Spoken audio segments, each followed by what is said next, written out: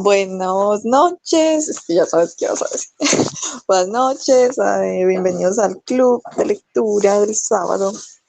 Hoy vamos a leer sobre el tema que escogí yo, pues que se me ocurrió, que era sobre el oficio de escribir, sobre autores escribiendo sobre el proceso de su oficio, sobre, no sé, todo lo que sale de ahí. No sé si quedó muy bien explicado el tema. Vamos a ver con qué traen nuestros participantes.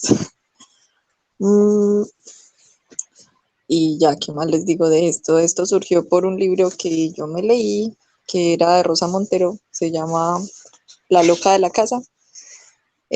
Todo el libro es una mezcla de biografía y, y su vida de escritora, mezclada pues con cosas de su vida personal, no sé. Mm, Listo, entonces no sé quién quiera empezar a leer. Ok, no sé, yo no voy a empezar. La anfitriona.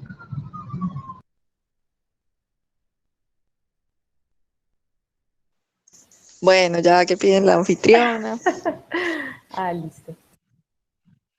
yo les voy a ser sincera.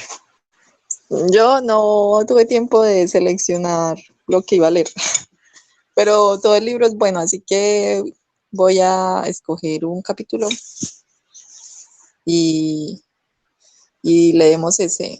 Pues no sé si están de acuerdo o, o qué. Sí, de una.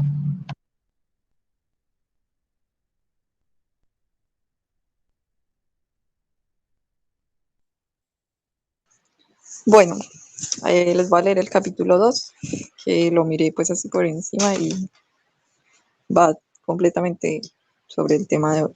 Mm, ya me avisan si hay algún problema con el sonido y si ven la pantalla, porfa, me avisan por audio. Sí se ve la pantalla.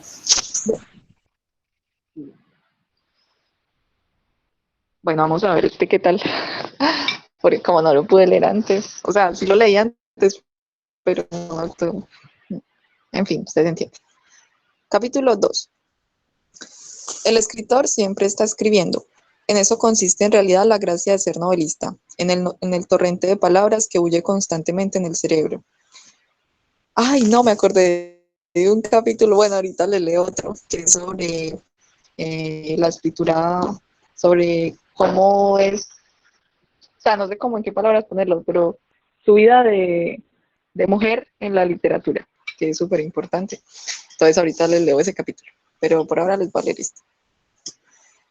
Listo. He redactado muchos párrafos, innumerables páginas, incontables artículos, mientras saco a pasear a mis perros. Por ejemplo, dentro de mi cabeza voy moviendo las comas, cambiando un verbo por otro, afirmando un adjetivo. En ocasiones redacto mentalmente la frase perfecta, y a lo peor, si no la apunto a tiempo, luego se me escapa de la memoria. He refunfuñado y me he desesperado muchísimas veces intentando recuperar esas palabras exactas que iluminaron por un momento el interior de mi cráneo, para luego volver a sumergirse en la oscuridad.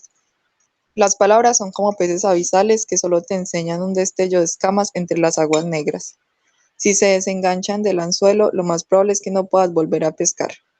Son mañosas las palabras, y rebeldes y huidizas. No les gusta ser domesticadas. Tomar una palabra, convertirla en un tópico, es acabar con ella. Pero en el oficio de novelista hay algo aún mucho más importante que ese tintineo de palabras, y es la imaginación, las ensoñaciones, esas otras vidas fantásticas y ocultas que todos tenemos. Decía Faulkner que una novela es la vida secreta de un escritor, el oscuro hermano gemelo de un hombre. Y Sergio Pitol, de quien he tomado la cita de Faulkner, la cultura es un palimpsesto y todos escribimos sobre lo que otros ya han escrito. Añade, un novelista es un hombre que oye voces, lo cual lo asemeja con un demente. Dejando aparte el hecho de que cuando todos los varones escriben hombre, yo he tenido que aprender a leer también mujer. Esto no es baladí y probablemente vuelva yo más adelante. Me parece que en realidad esa imaginación desbridada nos asemeja más a los niños que a los lunáticos.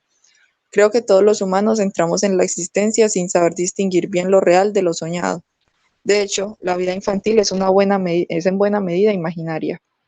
El proceso de socialización, lo que llamamos educar o madurar o crecer, consiste precisamente en podar las florescencias fantasiosas, en cerrar las puertas del delirio, en amputar nuestra capacidad para soñar despiertos.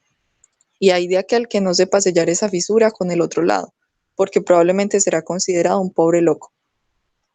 Pues bien, el novelista tiene el privilegio de seguir siendo un niño, de poder ser un loco, de mantener el contacto con lo informe.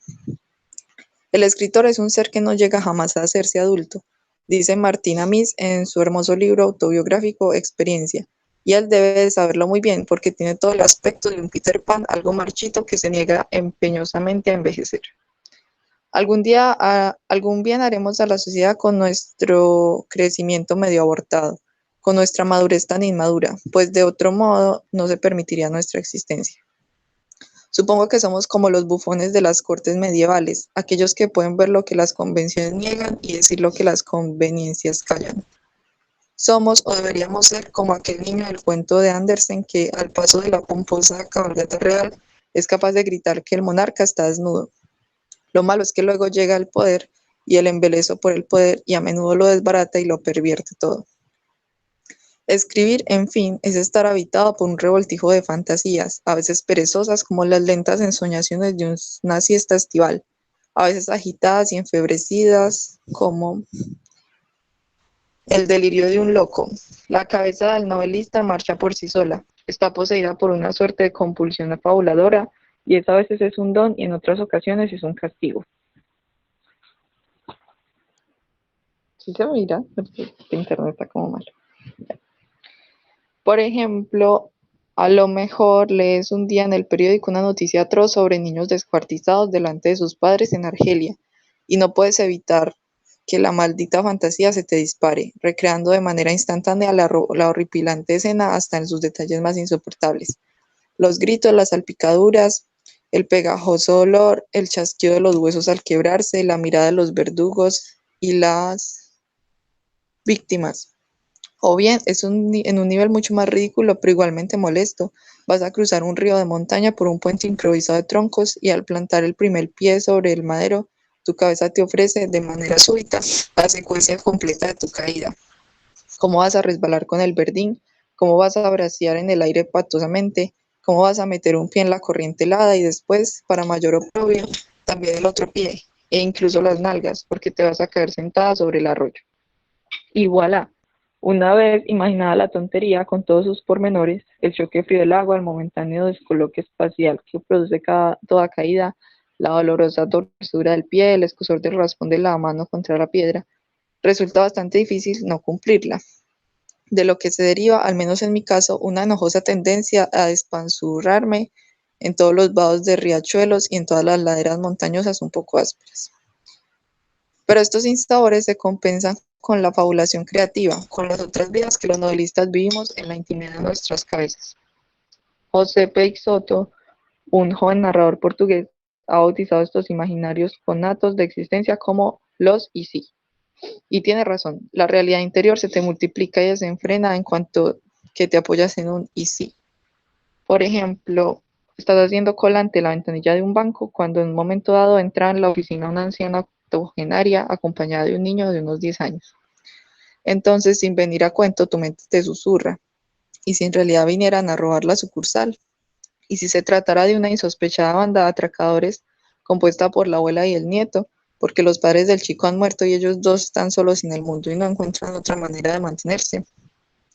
Y si al llegar ante la ventanilla sacaran un arma improvisada, unas tijeras de podar, por ejemplo, o un fumigador de jardines cargado de veneno para pulgones, y exigieran la entrega de todo el dinero, y si vivieran en una casita baja que se hubiera quedado aislada entre un nudo de autopistas, y si quisieran expropiarles y expulsarles de ahí, pero ellos se negaran, Y si para alcanzar su hogar tuvieran que sortear todos los días el galimatías de carreteras, organizando en ocasiones tremendos accidentes a su paso, conductores que intentan esquivar a la vieja y que se estampan contra la mediana de hormigón, colosales choques en cadena que la abuela y el niño ni siquiera se tienen a mirar, aunque a sus espaldas estalla un horrísono estruendo de chatarras.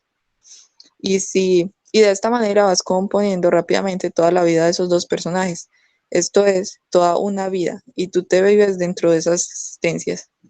Eres la vieja peleona, pero también el nieto que ha tenido que madurar a pescozones, y en los pocos minutos que tardas en llegar a la ventanilla has recorrido años dentro de ti. Luego el cajero te atiende, recoges tus euros, firmas tus papeles y te marchas, y allí se quedan tan tranquilos la mujer y el niño, ignorantes de los avatares que han vivido.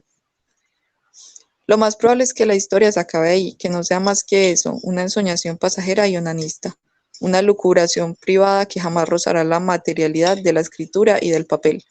Pero algunas de esas fabulaciones casuales acabarán apareciendo en una narración, tal vez años más tarde. Normalmente no la peripecia completa, sino un trocito, un detalle, el dibujo germinal de un personaje. Y en raras ocasiones, muy de cuando en cuando, la historia se niega a desaparecer de tu cabeza y empieza a ramificarse y obsesionarte, convirtiéndose en un cuento o incluso en una novela. Bueno, no sé esto qué tan largo es. Es súper largo. En fin, yo creo que se puede dejar por ahí porque igual esto trata de lo mismo todo el tiempo. Pero quisiera leerles más tardecito el que les decía que es sobre ya enfocado como en la escritura desde su, no sé, su papel o no sé cómo se diga de mujer. Entonces dejemos hasta ahí y ahí más tardecito les leo esa parte que les digo y mientras tanto la busco. Ya, no sé quién quiera seguir.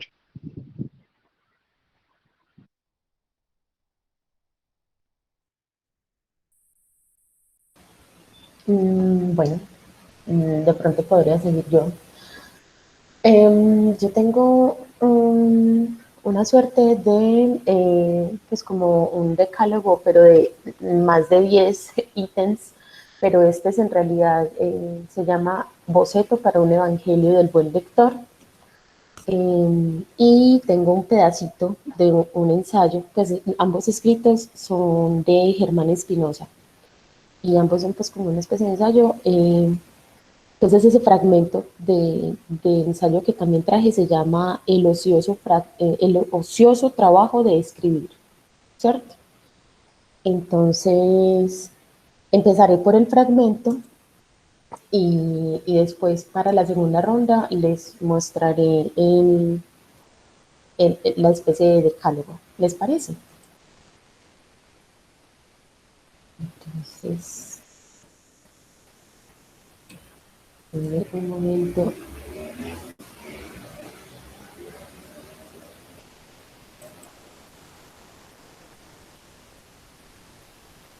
¿Está completo? Ok.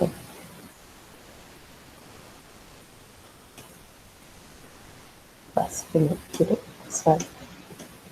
Ok. Listo. Entonces, lo primero es el fragmento de el ocioso trabajo de escribir. Entonces, él dice, se nos suele preguntar a los escritores por qué escribimos. Al contrario de los políticos o que los hombres de empresa, los escritores creemos estar obligados a responder cuanta pregunta se nos hace.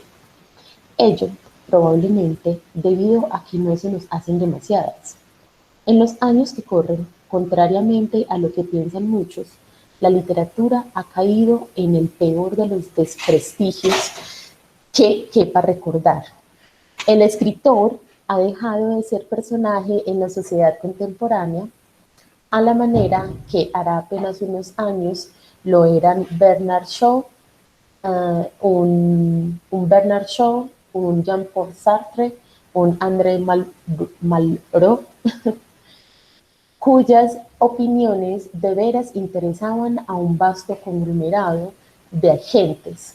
Aún así, asimismo, que soy uno de los más oscuros y menos conocidos entre los escritores de mi generación, varias veces en foros universitarios o en reportajes para revistas, se me ha querido, se me ha requerido acerca de los motivos que me inducen a escribir. No sé por qué, hallo siempre en la pregunta cierto matiz de recóndito reproche. Con desolación, suelo comprobar cómo mis colegas encuentran para ella respuestas ingeniosamente originales, a veces placenteramente humorísticas o desconcertantes. Yo jamás he logrado responderla de una manera satisfactoria y muchísimo menos con la originalidad exigida. Nadie ignora que la de la originalidad es una manía que nos dejó el romanticismo, pero tampoco que es algo hoy en día exigible a quien vive de cultivar el ingenio de forma confesamente profesional. No consigo sustraerme, sin embargo, a la creencia de que si algún escritor llegara en verdad a averiguar por qué escribe, le ocurriría lo que, según ciertas corrientes psicológicas, al enfermo mental que descubre la raíz de su achaque. Este quedaría curado y el otro dejaría de escribir. Listo. Eso es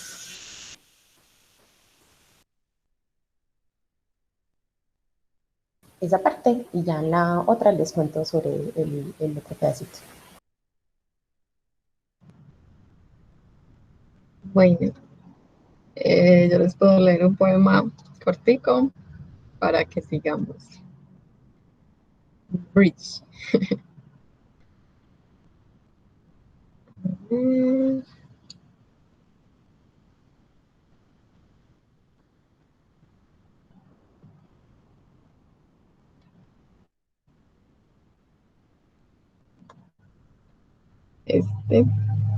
¿Ven mi pantalla? Sí. Listo. Se llama Los poemas de Santiago Rodas. El libro se llama Trampas tropicales. Dice: Pedro dice que escribir poesía es fácil.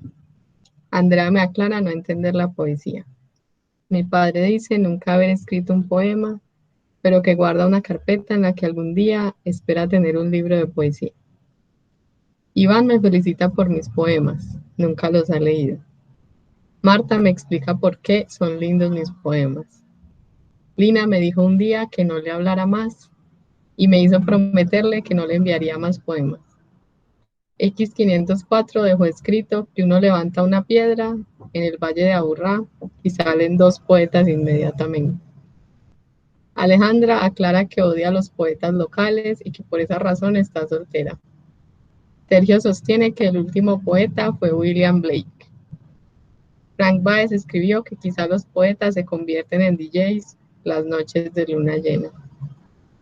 Mientras esperaba un bus y leía una historieta de Condorito, una secretaria me dijo que yo tenía cara de poeta. En un bar le regalé un libro de poemas a una muchacha. Esta salió corriendo y nunca más la volví a ver. Virginia Woolf escribió que los poetas son chivos expiatorios. Jessica se queda callada después de leerle algún poema. Un profesor dijo que lo que yo escribía no era poesía y puso de ejemplo mis poemas en su clase para hablar de la muerte del arte. Una vez alguien le preguntó a Borges, maestro, ¿qué hacer con los jóvenes poetas? Y este dijo, disuadirlos. Siempre me han preguntado para qué escribo poemas si los poemas no dan, mejor novela o crónica que las publican. Yo pido disculpas y les digo que sí, que intentaré, pero insisto con los poemas. Tal vez cada poema sea una disculpa por otro poema anterior. Gran disculpa reunida sea la poesía. Bueno, eso antes.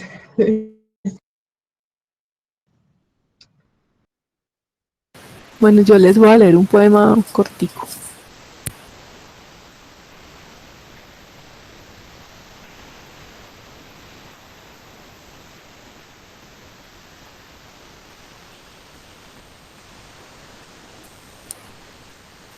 ¿Ven mi pantalla? Creo que sí. Bueno. Sí, Les voy a leer un prólogo de un libro que se llama El discurso del vacío, de Mario Lebrero, un escritor uruguayo. Eh, Aquello que hay en mí que no soy yo y que busco. Aquello que hay en mí y que a veces pienso que también soy yo y no encuentro. Aquello que aparece porque sí, brilla un instante y luego se va por años y años. Aquello que yo también olvido. Aquello próximo al amor que no es exactamente amor, que podría confundirse con la libertad, con la verdad, con la absoluta identidad del ser, y que no puede, sin embargo, ser contenido en palabras, pensado en conceptos, no puede ser siquiera recordado como es.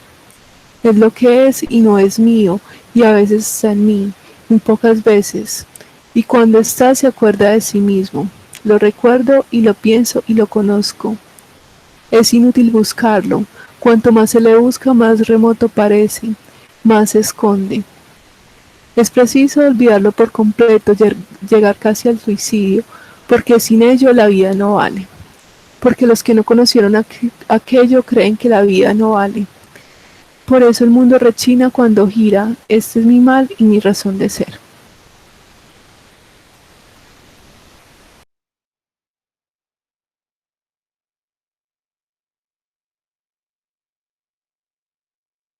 Eh, Bueno, aprovechando que Hernán no está, yo voy a ser el que presente hoy la parte de García Márquez. Esto fue un discurso en el que él habló porque escribía o porque había empezado a escribir. Mm, Ven mi pantalla.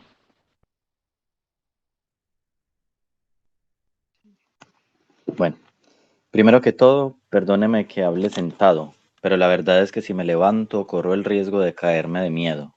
De veras, yo siempre creí que los 5 minutos más terribles de mi vida me tocaría pasarlos en un avión y delante de 20 a 30 personas, no delante de 200 amigos como ahora. Afortunadamente lo que me sucede en este momento me permite empezar a hablar de mi literatura, ya que estaba pensando que yo comencé a ser escritor en la misma forma que me subí a este estrado, a la fuerza. Confieso que hice todo lo posible por no asistir a esta asamblea. Traté de enfermarme, busqué que me diera una pulmonía, fui donde el peluquero con la esperanza de que me degollara, y por último se me ocurrió la idea de venir sin saco y sin corbata, para que no me permitieran entrar en una reunión tan formal como esta.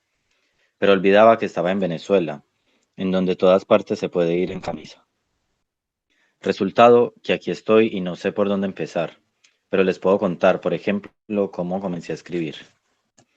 A mí nunca se me había ocurrido que pudiera ser escritor, pero en mis tiempos de estudiante, Eduardo Salamea Borda, director del suplemento literario del Espectador de Bogotá, publicó una nota donde decía que las nuevas generaciones de escritores no ofrecían nada, que no se veía por ninguna parte un nuevo cuentista ni un nuevo novelista, y concluía afirmando que a él se le reprochaba porque en su periódico no publicaba sino firmas muy conocidas de escritores viejos, y nada de jóvenes. En cambio, cuando la verdad, dijo, es que no hay jóvenes que escriban. A mí me salió entonces un sentimiento de solidaridad para con mis compañeros de generación y resolví escribir un cuento, no más por taparle la boca a Eduardo Salamea Borda, que era mi gran amigo, o al menos que después llegó a ser mi gran amigo. Me senté y escribí el cuento, lo mandé al espectador. El segundo susto lo obtuve el domingo siguiente cuando abrí el periódico y a toda página estaba mi cuento con una nota donde Eduardo Salamea Borda reconocía que se había equivocado, porque evidentemente con ese cuento surgía el genio de la literatura colombiana o algo parecido. Esta vez sí que me enfermé y me dije, ¿en qué lío me he metido? ¿Y ahora qué hago para no hacer quedar mal a Eduardo Salamea Borda? Seguir escribiendo, era la respuesta. Siempre tenía frente a mí el problema de los temas. Estaba obligado a buscarme el cuento para poderlo escribir. Y esto me permite decirles una cosa que compruebo ahora. Después de haber publicado 5 libros, el oficio de escritor es tal vez el único que se hace más difícil a medida que más se practica. La facilidad con que yo me sentí a escribir aquel cuento una tarde no puede compararse con el trabajo que me cuesta ahora escribir una página. En cuanto a mi método de trabajo, es bastante coherente con esto que les voy diciendo, que les estoy diciendo. Nunca sé cuánto voy a poder escribir ni qué voy a escribir. Espero que se me ocurra algo y cuando se me ocurre una idea que juzgo buena para escribirla, me pongo a darle vueltas en la cabeza y dejo que se vaya madurando. Cuando la tenga terminada, y a veces pasan muchos años, como en el caso de Cien años de soledad, que pasé 19 años pensándola. Cuando la tengo terminada, repito, entonces me siento a escribirla y ahí empieza la parte más difícil, la que más me aburre, porque lo más delicioso de la historia es concebirla, irla redondeando, dándole vueltas y revueltas, de manera que a la hora de sentarse a escribir ya no le interesa a uno mucho, o al menos a mí no me interesa mucho. Les voy a contar, por ejemplo, la idea que me está dando vueltas en la cabeza hace ya varios años y sospecho que la tengo ya bastante redonda. Se las cuento ahora porque seguramente cuando la escriba, no sé cuándo, ustedes la van a encontrar completamente distinta y podrán observar en qué forma evolucionó. Imagínense un pueblo muy pequeño donde hay una señora vieja que tiene dos hijos, uno de 17 y una hija menor de 14. Está sirviéndoles el desayuno a sus hijos y se le advierte una expresión muy preocupada. Los hijos le preguntan qué le pasa y ella responde, no sé, pero he amanecido con el pensamiento de que algo muy grave va a suceder en este pueblo. Ellos se ríen de ella, dicen que esos son presentimientos de vieja, cosas que pasan. El hijo se va a jugar billar y en el momento en que se va a tirar una carambola sencillísima, el adversario le dice, te apuesto un peso a que no lo haces. Todos se ríen, él se ríe, se ríe, tira la carambola y no la hace.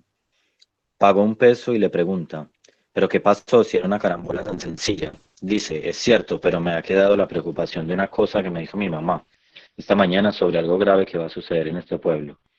Todos se ríen de él y el que se ha ganado el peso regresa a su casa donde está su mamá y una prima o una nieta, en fin, cualquier parienta.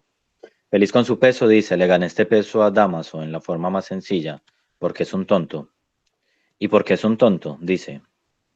Hombre, porque no pudo hacer una carambola sencillísima, estorbado por la preocupación de que su mamá amaneció y con la idea de que algo muy grave va a suceder en este pueblo.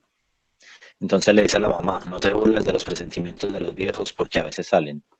La parienta lo oye y va a comprar carne. Ella dice al carnicero, véndame una libra de carne. Y en el momento en que está cortando, agrega, mejor véndame dos porque andan diciendo que algo grave va a pasar y lo mejor es estar preparado. Carnicero despacha su carne. Cuando llega otra señora a comprar una libra de carne, le dice, lleve dos porque hasta aquí llega la gente diciendo que algo muy grave va a pasar y se está preparando y andan comprando cosas. Entonces la vieja responde, tengo varios hijos, mire, mejor dame 4 libras. Se lleva 4 libras y para no hacer largo el cuento diré que el carnicero en media hora agota la carne. Mata otra vaca, se vende toda y se va esparciendo el rumor. Llega el momento en que todo el mundo en el pueblo se está esperando que pase algo. Se paralizan las actividades y de pronto a las 2 de la tarde hace calor como siempre. Alguien dice, ¿se han dado cuenta del calor que está haciendo? Pero si en este pueblo siempre ha hecho calor. Tanto calor que es un pueblo donde todos los músicos tenían instrumentos remendados con brea y tocaban siempre a la sombra porque si tocaban al sol se les caían a pedazos. Sin embargo, dice uno, nunca a esta hora ha hecho tanto calor. Sí, pero no tanto calor como ahora. Al pueblo desierto, a la plaza desierta, baja de pronto un pajarito y se corre la voz. Hay un pajarito en la plaza y viene todo el mundo espantado a ver el pajarito. Pero señores, siempre ha habido pajaritos que bajan, sí, pero nunca hasta ahora. Llega un momento de tal tensión para los habitantes del pueblo que todos están desesperados por irse y no tienen el valor de hacerlo. Yo sí soy muy macho, grita uno, ya me voy. Agarra sus muebles, sus hijos, sus animales, los mete en una carreta y atraviesa la calle central donde está el pobre pueblo viéndolo.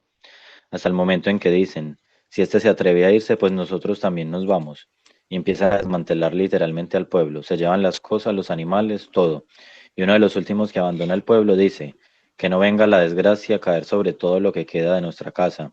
Y entonces incendia la casa y otros incendian otras casas. Huyen en un tremendo y verdadero pánico, como en éxodo de guerra, y en medio de ellos va la señora que tuvo el presagio, clamando. Yo lo dije, que algo muy grave iba a pasar, y me dijeron que estaba loca.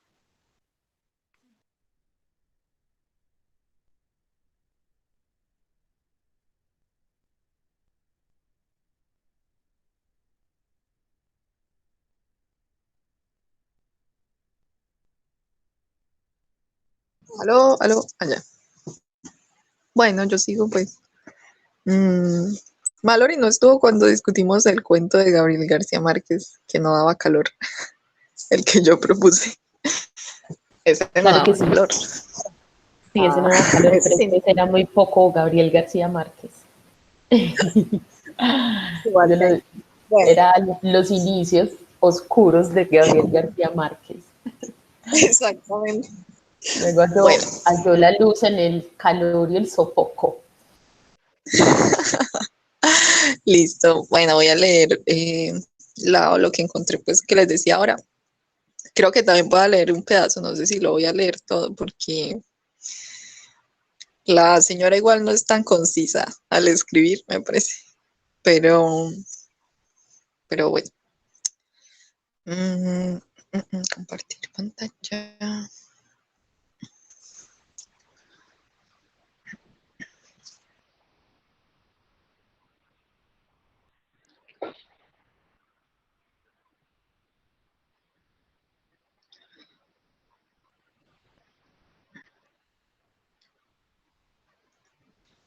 ¿Estás viendo la pantalla? ¿Se ve la pantalla? Sí. Listo. Bueno, capítulo 13. Supongo que no tengo más remedio que hablar del enojoso tema de las mujeres. Llevo 30 años haciendo entrevistas a los demás como periodista y 25 años siendo entrevistada como escritora. En este tiempo ha habido dos preguntas que me han planteado hasta la saciedad, hasta la desesperación, hasta la ira.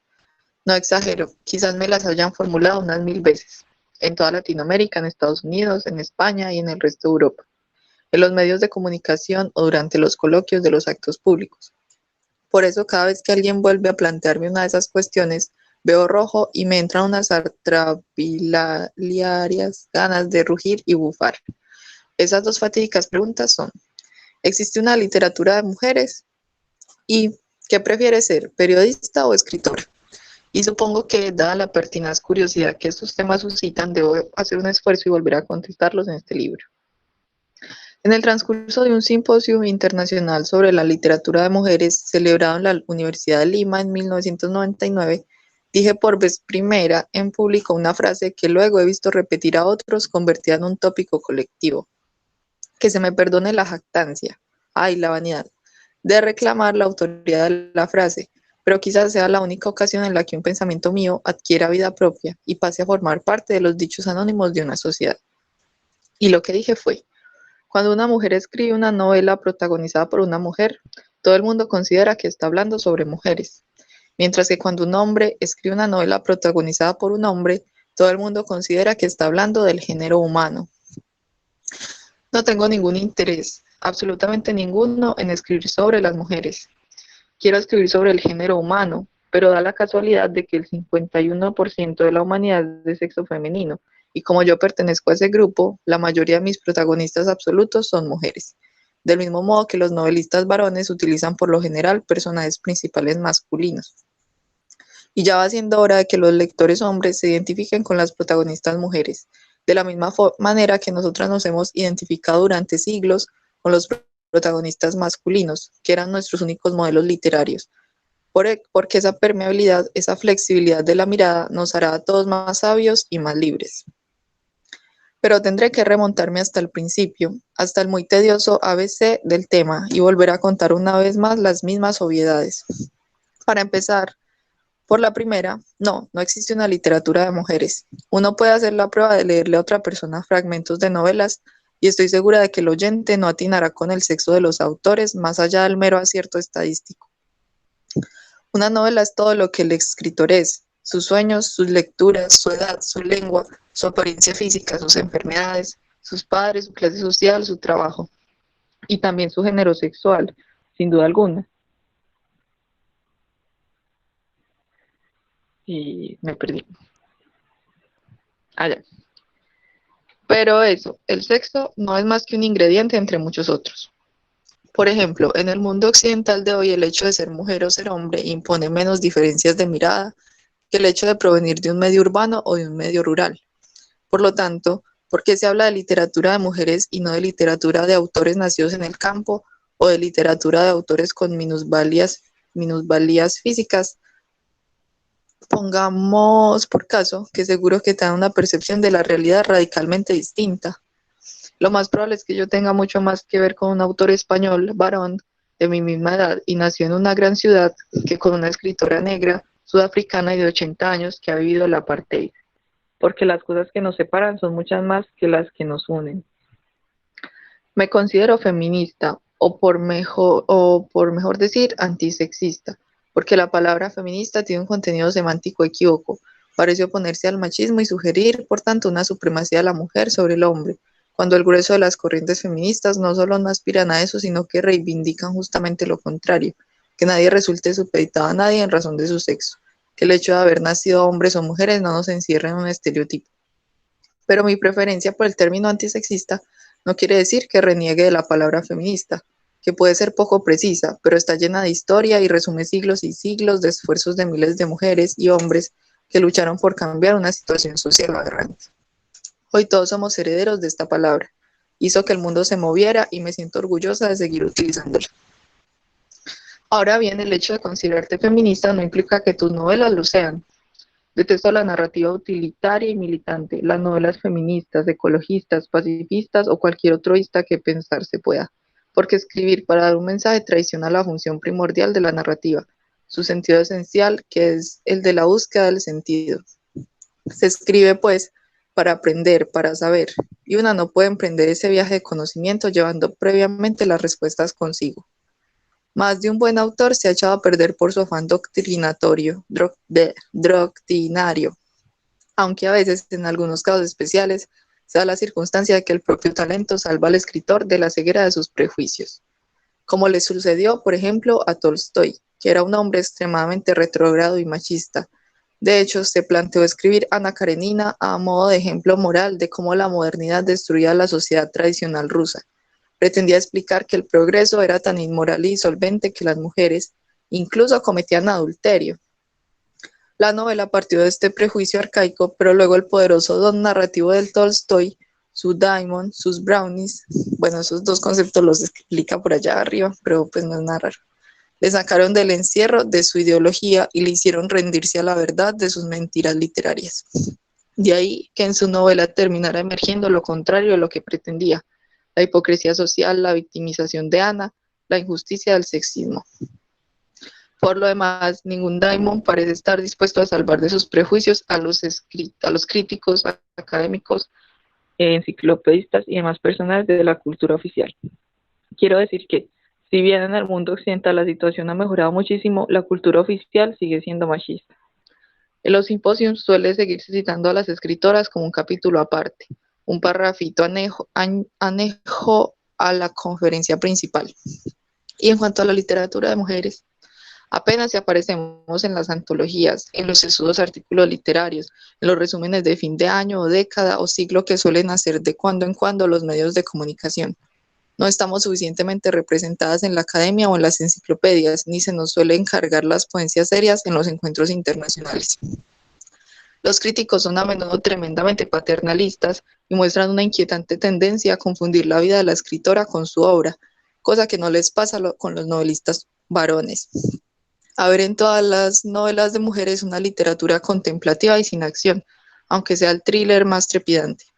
Y desde luego, como decíamos al principio, a pensar que aquello que escribe una mujer trata tan solo de mujeres, y es por consiguiente material humano y literario de segunda.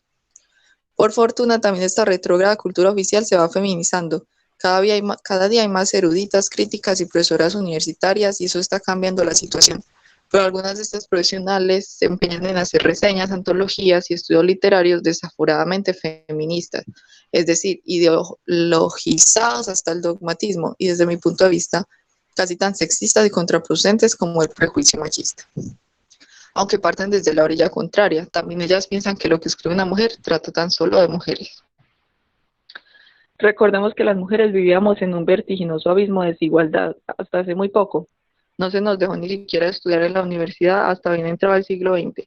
No se nos ha dejado votar hasta hace unos 70 años, en Francia en 1944, por ejemplo.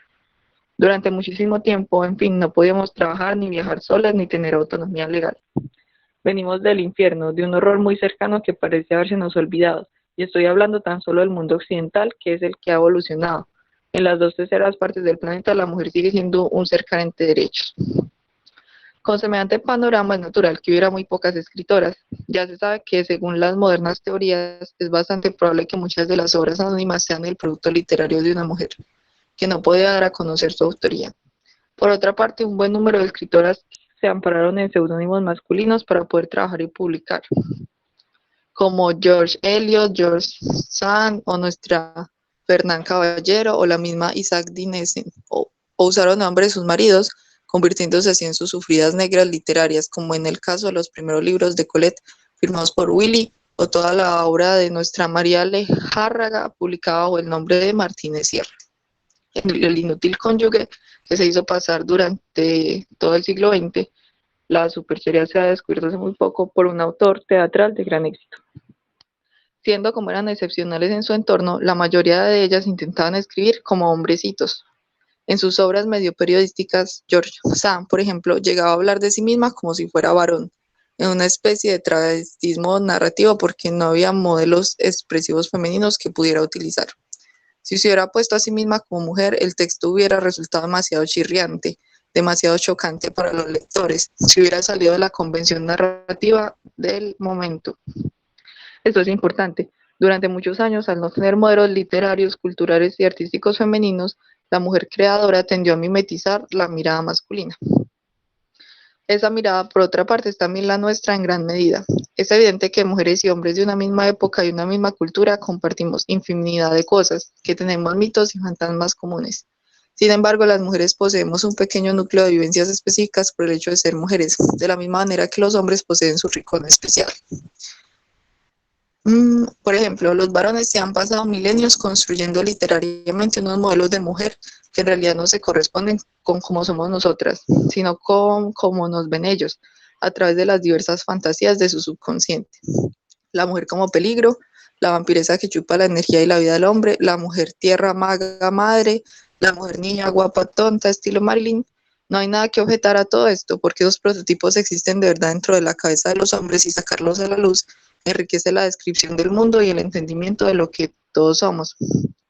Pues bien, ahora a las mujeres nos toca hacer lo propio. Entre todas estamos también sacando al exterior nuestras imágenes míticas de los hombres. Ellos nos ven así, pero nosotras, ¿cómo les vemos en nuestro subconsciente y qué formas artísticas se les puede dar a sus sentimientos? Y este no es el único tema específicamente femenino. Citaré otro asunto que está emergiendo ahora de las profundidades de la mente de las mujeres.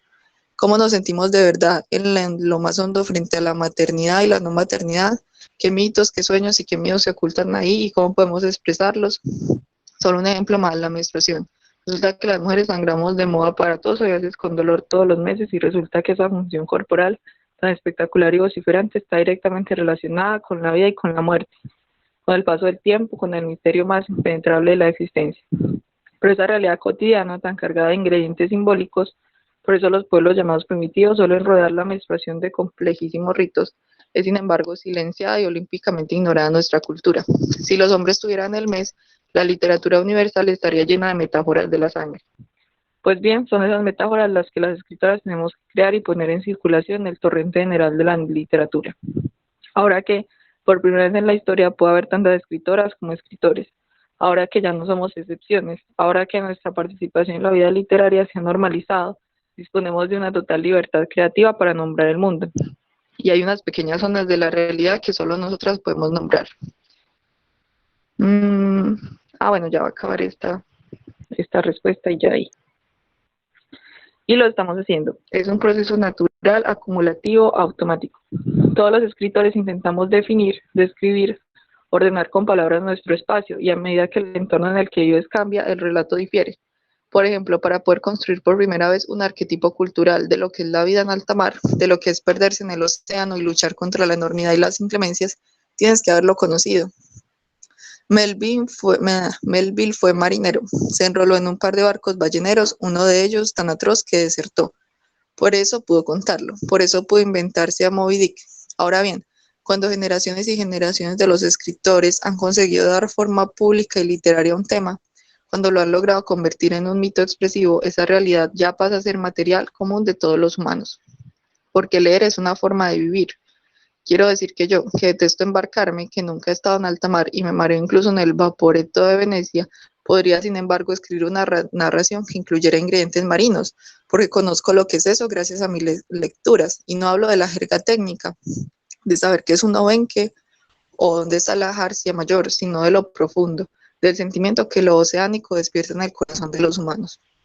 De la misma manera, a medida que las mujeres novelistas vayamos completando esa descripción de un mundo que antes solo existía en nuestro interior, lo iremos convirtiendo en patrimonio de todos, y los varones también podrán utilizar las metáforas sangrientas como si fueran suyas, o intentarán adaptarse a nuestros modelos de hombre, como muchas mujeres intentan parecerse a los modelos de mujeres que ellos han inventado. Así de poderosa es la imaginación. Y bueno, ahí responde a la otra pregunta, ¿qué periodista mujer? No sé qué, pero eso no lo voy a leer. El caso es que pues hay cosas con las que uno no está como del todo de acuerdo, pero igual no está de más como tocar el tema.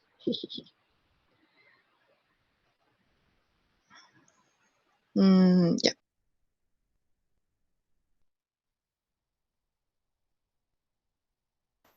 Me gustó mucho. Hay que leer un poquito más de eso. Les voy a compartir entonces lo que yo traje.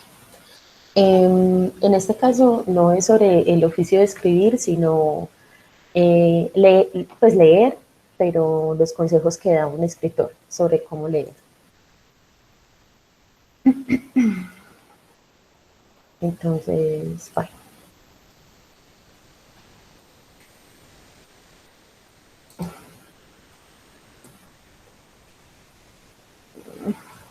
Aquí está. Ok, entonces dice, boceto, ups. Bueno, sí, no sé por qué está saliendo esta pantallita, la ven todos. Bueno, boceto para un evangelio del buen lector. 1. La lectura es una forma de hacernos contemporáneos con los seres humanos de todas las épocas. A través de ella podrás conversar con los hombres de años recientes o del pretérito más remoto. El buen lector es un viajero y un ciudadano del tiempo. 2. Para ser buen lector, sé, pues, consciente de tu universalidad en el espacio y en el tiempo. No leas solo aquello que produjo tu propia época o que atañe tan solo a tu propia disciplina. Sabe que estas poseen conductos comunicantes con todos los demás periodos de la historia y con todos los órdenes del trabajo humano, los cuales las irrigan como arterias hidráulicas. 3. No te prives de experimentar esa irrigación, pero que sea de primera mano. Conoce los libros y el pensar de todas las épocas por ti mismo, no de oídas. 4. Sin embargo, abstente de seguir leyendo el libro que te aburra. Insistir en él puede llegar a entrañar una tortura y, por consiguiente, un pecado contra ti mismo. 5. Nunca ocultes ni busques mayor justificación a tu disgusto por un libro. Si no te gustó, ello es parte de tus fueros. 6. Tampoco trates de disculpar al autor desabrido. 7. Ello no quiere decir que el libro que ayer te aburrió, mañana no pueda revelarte facetas deliciosas. Piensa en la ley de la relatividad y en que cada instante nuevo nos crea un diverso punto de vista. Hay libros que es mejor postergar para cuando nos hallemos en auténtica disposición de disfrutarlos, pues no debes olvidar que cada día que pasa, un lector diferente nace en ti. 8. Ama, ante todo, la gran literatura, la que conmueve tus fibras íntimas, la que te llega más profundo. Esta puede comportar, en algunos casos, la admirable síntesis de todas las disciplinas y de todas las artes. 9. Jamás dejes de leer un libro porque con él hayan hecho una película, una serie de televisión o algún resumen banal. De ordinario, el original, el libro, en la totalidad de sus páginas, es superior y más entretenido. 10. Cuídate de no leer un libro que contenga subrayados de un lector anterior. Estos pueden desviar o entorpecer tu apreciación. 11. No tomes demasiado en cuenta la opinión adversa de un tercero sobre el libro que te ha gustado. En cierto modo, cada lector inventa el libro que lee. 12. Recuerda que en muchos casos lo mejor de un libro es lo que tú consigues agregarle. 13. No hay dos lecturas iguales de un mismo libro. 14. No leas libros escritos por personas que te disgusten. Por buenos que pudieran ser, te afrentarían. Por eso sepultamos a aquel personaje que ya ni siquiera recordamos su nombre. 15. No trates de aparentar que te gustó un libro que en realidad te aburrió. Si lo haces, la simulación se te notará a flor de piel. 16. Recomienda los libros que te gusten, pero no te esfuerces mucho en lograr que otros los lean. Si no lo hacen, ellos se lo pierden. 17. Nunca trates de engañar hablando por referencias distintas de la lectura de un libro que no has leído. Un buen lector, aunque no te lo diga, descubrirá tu falacia. 18. No te propongas nunca leer tantas horas al día. Ello torna mecánica y también superficial la lectura.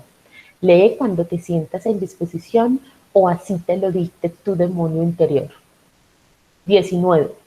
No emprendas ninguna lectura en instantes de depresión o de estrés. El leer debes perseguir la exaltación, el goce, ojalá el éxtasis. 20. No recibas consejos sobre la posición física en que debes leer. Si aquella que te gusta te joroba la espalda, déjala que te jorobe. 21. Si un autor te ha gustado, busca más obras suyas. Los buenos autores suelen ser constantes en su calidad. 22. Por ningún motivo caigas en el embeleco de creer que abro comillas, una imagen vale más que 100 palabras, cierro comillas. Pregúntate si ese tópico falaz podría ser expresado en imágenes y recuerda que el verbo es siempre más poderoso. 23. Recuerda que los grandes autores no siempre son los más vendidos. 24. No te dejes imponer plazos para una lectura. El de leer tiene que ser un acto libre y soberano. 25. Jamás te comprometas con un autor a leer su libro. 26. No te dejes forzar por ningún autor a comentarle el libro que te obsequió, ni verbalmente, ni mucho menos por escrito. El comentario puede salir tiznado de lisonja. 27. Nunca leas 2 libros a la vez, pero si quieres, hazlo. 28. Ningún autor es mejor por el mero hecho de expresarse con claridad, tampoco por hacerlo oscuramente. 29. No creas en los premios literarios. Todos se conceden con un interés o con un cabildeo de fondo. 30. No creas mucho en los elogios que entre sí se prodigan los escritores. Se producen para buscar la fuerza de la unión. 31. Para no caer en trampas lectorales, repara en la forma como ciertos escritores famosos acostumbran dispensar sus elogios únicamente a mediocres que no puedan hacerles sombra. Ese comentario es muy rudo, ¿no? 32.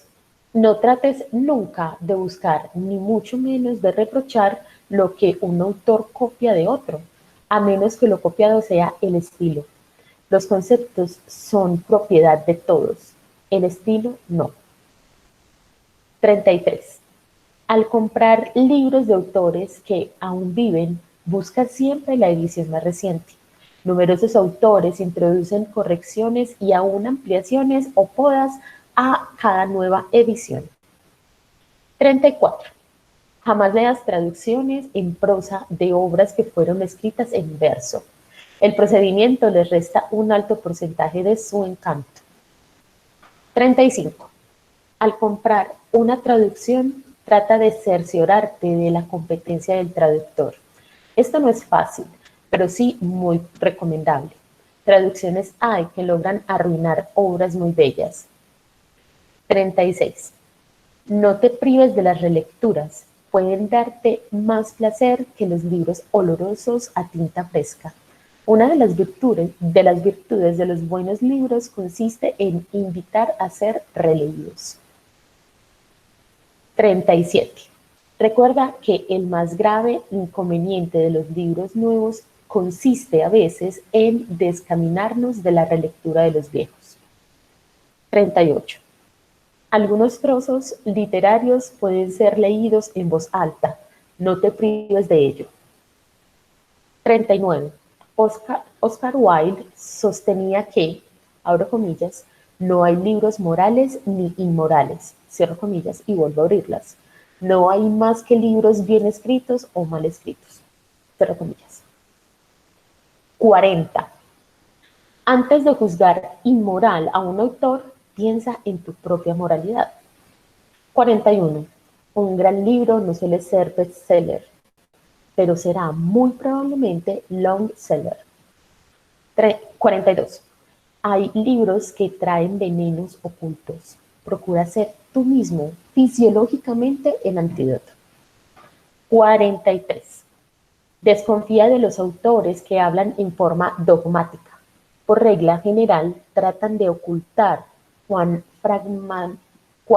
fragmentarias son sus verdades. 44. Ningún autor posee el monopolio ni de la verdad ni del error. 45. Algunos autores comienzan como herejes y terminan como mitos. Cuídate de las supersticiones literarias. 46. Cuando en un libro creas encontrar la verdad, indaga ante todo si ésta no habitaba ya dentro de ti. 47. Pregúntate también si esa verdad no será un disfraz de la mentira. 48. No te jactes de ser un gran lector, citando autores sin ton ni son. A lo mejor tu interlocutor es menos ignorante que tú. 49. Desconfía de los libros que reciben demasiada publicidad. El ruido no es jamás heraldo de la sabiduría. 50. A menudo, cuando un libro es bueno, pensamos que pudiéramos haberlo escrito. Si ello puede impulsarte a escribir, trata de emular ese libro, pero jamás lo imites. Y las dos últimas, 51. Nunca te dejes embarcar en discusiones sobre si el lector del futuro leerá en volúmenes o en pantallas de computador. El libro no cambia por ello. Y 52. Sé fiel a tu vocación de lector, hasta cuando seas tú mismo tu propio libro. Listo. Gracias por escuchar.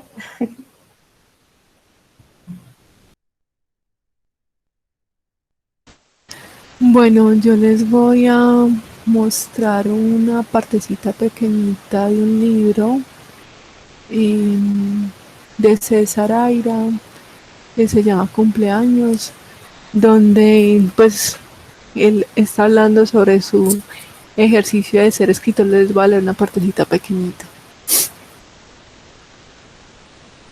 Mi defecto principal de que se usen todos los demás es la falta de un ritmo estable y previsible, en el que los hechos y las ideas fueron encontrando su lugar. Si lo tuviera, no importaría que hubiera huecos aquí y allá, porque se llenarían por sí solos. Una ignorancia puntual, una inexperiencia, sería gratificante sufrirlas, para comprobar qué bien las colmaba el curso mismo de la existencia. Me haría sentir que la vida merecería ser vivida con todas sus enseñanzas. Mi estilo es irregular, atolondrado, espasmódico, bromista. Bromista por necesidad, por tener que justificar lo injustificable diciendo que en realidad no hablaba en serio. Pero si interviene la necesidad, entonces no es broma. Esa estúpida broma sobre la luna que en realidad no era una broma. Por supuesto, no engaño a nadie. Los huecos siguen siendo huecos para siempre, salvo que un grandioso azar venga a corregirme.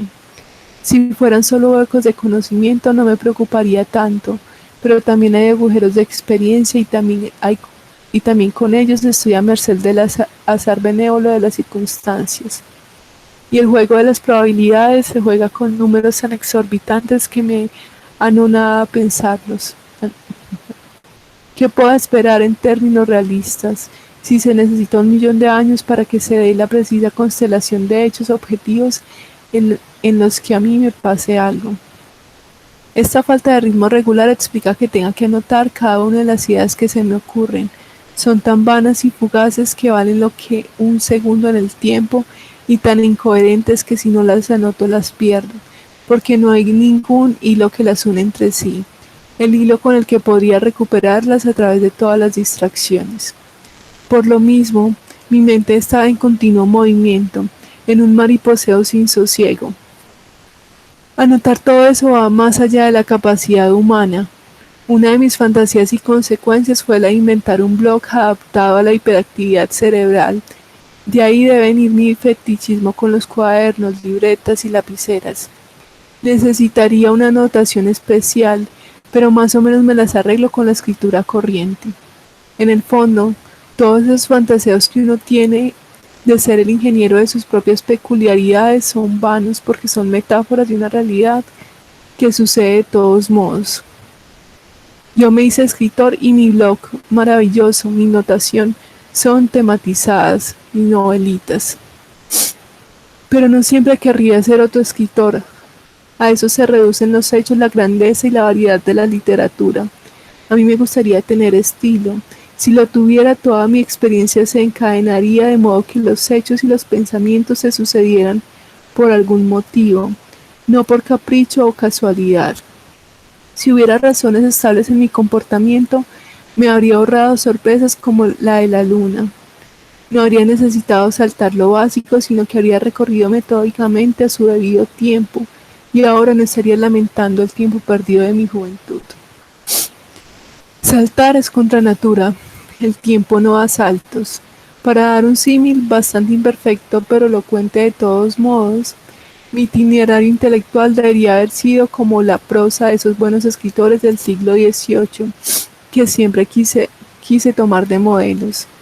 Cada frase lleva implícita una pregunta, que la frase siguiente se ocupa de responder a la vez que propone una nueva pregunta. Así todo se encadena y el lector no puede perderse, aunque ponga un mínimo de atención. Atención que el texto armado de ese modo estimula y encausa. Como tantos, yo hice de necesidad virtud y de esa falta de estilo mi estilo. Igual que el tiempo, el concepto de estilo es un continuo que lo cubre todo, hasta sus propias negaciones. Así es como llegué a ser un escritor conocido y celebrado. No habría podido hacerlo de otro modo, porque si hubiera querido ser como los demás, habría tenido demasiada competencia, y casi todos lo habrían hecho mejor que yo. La literatura tiene esa cualidad maravillosa de ser acogedora, aún fuera de sí misma, y por eso le estoy tan agradecido. Por eso me aferré a ella de modo tan fanático y desesperado. El éxito nunca me importó. Eso lo dicen todos y suele no ser cierto. A mí me importó bastante, pero solo para tener la justificación familiar y social que me permitiera seguir escribiendo. De otro modo tendría que haber seguido haciéndolo en secreto, lo que habría sido deprimente. Bueno, eso era lo que les iba a leer. Nata, una pregunta, ¿ese fragmento de qué es? Un libro de César Aira que se llama Cumpleaños. Él es como pues yo lo entendí como si fuera una especie de autobiografía, pero aunque no he leído como la explicación que da él y entonces hace como divagaciones sobre la vida, cuenta que cumplió 50 años y los grandes cambios que esperaba como recibir cuando los cumpliera, y pues como que la vida termina siendo finalmente muy monótona y que esos 50 años realmente no representaron un gran cambio, aunque la vida es un continuo cambio. Bueno, en fin, y ya también pues habla sobre su oficio de escritor.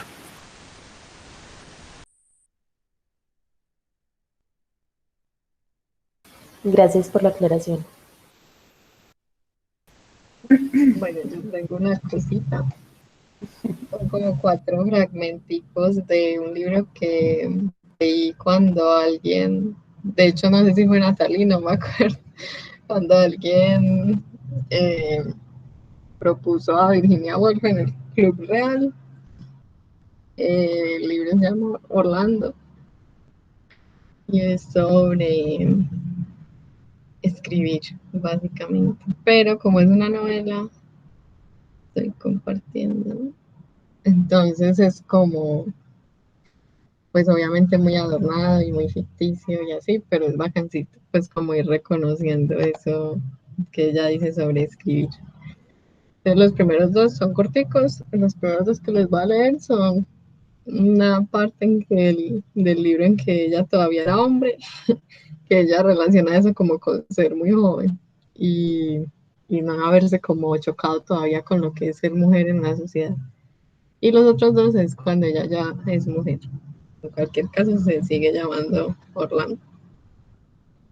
Entonces, este dice, lo inquietaban los espectáculos como el de su madre, una dama hermosísima de verde, que salía a dar de comer a los pavos reales con Twitchell, su doncella, a la saga.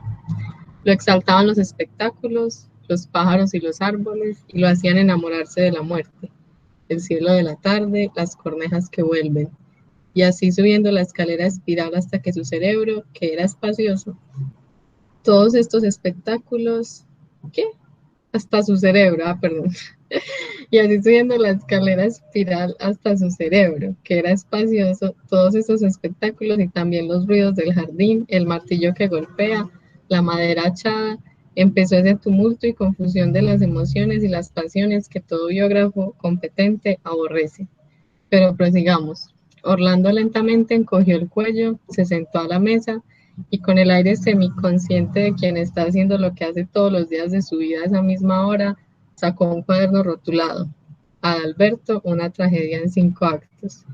Y sumergió en la tinta una vieja y manchada pluma de ganso. Pronto cubrió de versos 10 y más páginas. Era sin duda un escritor copioso, pero era abstracto. El vicio, el crimen, la miseria eran los personajes de su drama. Había reyes y reinas de territorios imposibles. Horrendas conspiraciones los consternaban. Sentimientos nobles los inundaban. No se decía una palabra como él mismo la hubiera dicho, pero todo estaba enunciado con una fluidez y una dulzura que, considerando su edad, estaba por cumplir los 17 y el hecho de que el siglo XVI tenía aún muchos años que andar era asaz notable. Sin embargo, al fin hizo alto. Describía, como todos los poetas jóvenes siempre describen, la naturaleza. Y para determinar un matiz preciso de verde, miró y con eso mostró más audacia que muchos la cosa misma, que era arbusto de laurel bajo la ventana. Después, naturalmente, dejó de escribir. Una cosa es el verde en la naturaleza y otra en la literatura. La naturaleza y las letras parecen tenerse una natural antipatía. Basta juntarlas para que se hagan pedazos. El matiz de verde que ahora veía Orlando estropeó su rima y rompió su metro. Además, la naturaleza tiene sus mañas. Basta mirar por la ventana abejas entre flores, un perro que bosteza, el sol que declina. Basta pensar cuántos soles veré declinar, etcétera, etcétera. El pensamiento es harto conocido para que valga la pena escribirlo. Y uno suelta la pluma, toma la capa, sale fuera de la pieza y se agarra el pie en un arcón pintado, porque Orlando era un poco torpe. Tal vez haya una relación consanguínea entre las cualidades. Una arrastra a la otra y es lícito que el biógrafo haga notar que esta torpeza corre pareja con el amor de la soledad. Habiendo tropezado con un arcón, Orlando amaba naturalmente los sitios solitarios, las vastas perspectivas y el sentirse por siempre y por siempre solo. Así, después de un largo silencio, acabó por murmurar, estoy solo, abriendo los labios por primera vez en este relato. Ese es uno. Este es el otro. Aquí todavía es hombre. Y dice, un apuesto caballero como él, decían, no necesitaba libros. Que dejara los libros, decían, a los tullidos y a los moribundos. Pero algo peor venía, pues una vez que el mal de leer se apodera del organismo, lo debilita y lo convierte en una fácil presa de ese otro azote que hace su habitación en el tintero y que supura en la pluma. El miserable se dedica a escribir. Y si eso ya es bastante malo en un pobre, sin otra propiedad que una silla y una mesa debajo de una gotera, pues al fin de cuentas no tiene mucho que perder. El trance de un hombre rico que tiene casas y ganado, doncellas, burros y ropa blanca, y sin embargo escribe libros, es penoso en extremo. Se le escapa el sabor de todo. Lo torturan los hierros candentes, lo roen los gusanos.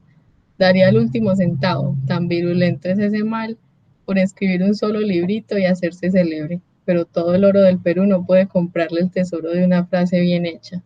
Se enferma, cae en una consunción, se vuela los sesos, vuelve su cara a la pared. No importa en qué actitud lo encuentran, ha atravesado las puertas de la muerte y conocido las llamas del infierno. Qué triste ser escritor y pobre. Bueno, y aquí es cuando ella ya se choca como con ser mujer. Dice, leyó una frase y levantó los ojos al cielo. Levantó los ojos al cielo y los bajó al diario. La literatura, la vida, convertir la una en la otra, qué monstruosamente difícil. Pues ahora pasaban unos ajustados pantalones color punzo, como los hubiera expresado Addison. Ahora pasaban dos perros bailando en las patas traseras, como los hubiera expresado Lamb. Porque leyendo a Sir Nicholas y a sus amigos, como lo hacía ella en los intervalos de mirar a su alrededor, tuvo la sensación, aquí se levantó y caminó, era una sensación de lo más incómoda, de que debía decir lo que pensaba. Estaba en las riberas del Serpentine. Su tono era bronceado. Barquitos endebles como arañas escurrían de un lado a otro. Le daban la sensación, prosiguió, de que uno siempre, siempre debía escribir como otra persona. Los ojos se les llenaron de lágrimas, porque realmente pensó, impulsando un barquito con la punta del pie, yo no sería capaz, aquí el artículo íntegro de Sir Nicholas se le apareció como aparecen los artículos a los 10 minutos de leerlos, con una vista de su cuarto, de su casa, de su gato, de su escritorio y de la hora del día agregada. Yo no sería capaz, continuó, considerando el artículo desde este punto de vista, de estar sentado en una biblioteca. Es una especie de salón carcomido, el día entero conversando con muchachitos y refiriéndoles pequeñas anécdotas que ellos no deben repetir sobre lo que tú perdijo de Smiles. Y además, continuó, llorando amargamente, todos son tan varoniles y además aborrezco a las duquesas y no me gusta el bizcochuelo y aunque no me falta rencor, nunca podría ser tan rencorosa. Y entonces, ¿cómo llegaré a ser un crítico y escribir la mejor prosa inglesa de mi tiempo? Que se vaya todo al infierno, exclamó, impulsando un vaporcito con tal vigor que la pobre embarcación casi naufragó en las olas bronceadas. Ya, ya este es como sobre la sociedad, pero pues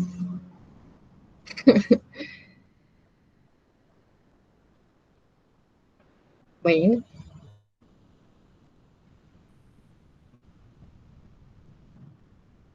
sí, son todos lindos. Ay,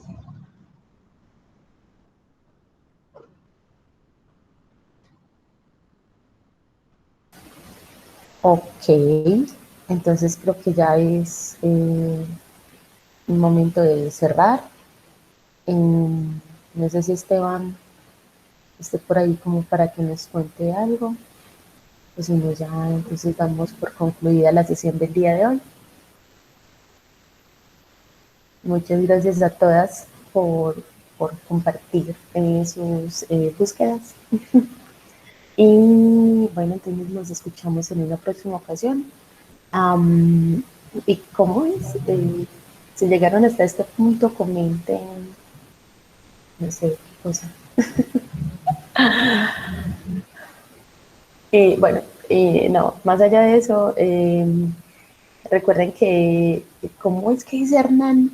Nos gusta porque cuando nos gusta que les gusta, bueno. Y, en fin, muchas gracias por escuchar. Gracias, chicas, por compartir y por traer las lecturas y las búsquedas que hicieron. Y ya, nos vemos en una próxima ocasión. Recuerden darle me gusta porque les gusta como les gusta o cuando les... Bueno, en fin. Chao.